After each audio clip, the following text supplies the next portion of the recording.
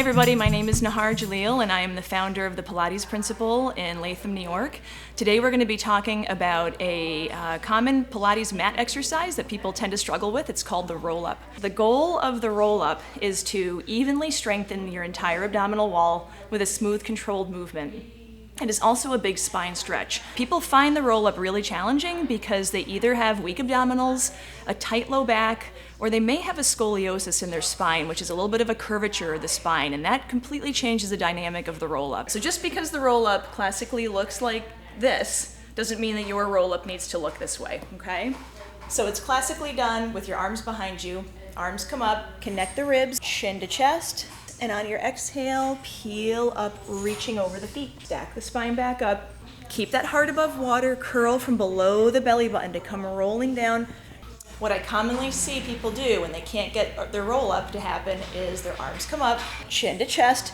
This is where people get stuck. They tend to kick or yank the legs like this to try to get up and over the feet.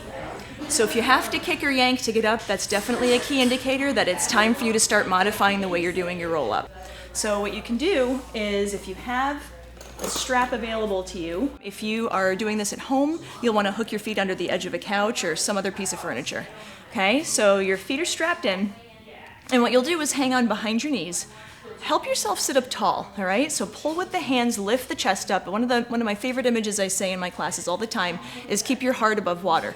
So if you can keep your chest up, all right, and just think about curling from below your belly button.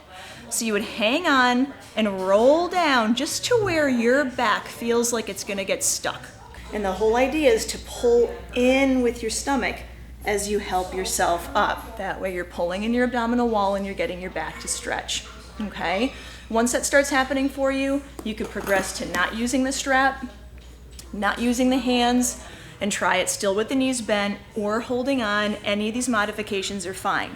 As long as you're moving in a controlled manner and feel like you're really connecting to your abdominals the whole way. So if you're still struggling with it, one of the exercises on the Wunda chair, which I'm going to show you now, can be really beneficial to help your spine open up a little bit. So here we are in the Pilates Wunda chair. This is one of my favorite pieces of the Pilates apparatus. It's basically a box that has a spring-loaded pedal hooked onto it. So the springs are going to give you some resistance, but they're also going to give you a lot of help on the exercises you do on the chair. And one thing I just want to touch on is the Pilates mat routine is a wonderful, regimen to have under your belt when it comes to your fitness, but this is where the Pilates apparatus can really enhance the work you're doing on the mat. So we're going to go ahead and tackle that roll down, okay, and that roll up we were talking about. So you're going to have your hands behind you on the pedal, okay, and I'm sitting kind of tilted back on my tailbone. All right, and what happens here is as I start to tighten my lower abdominals, I'm going to start to roll my low back down toward the chair.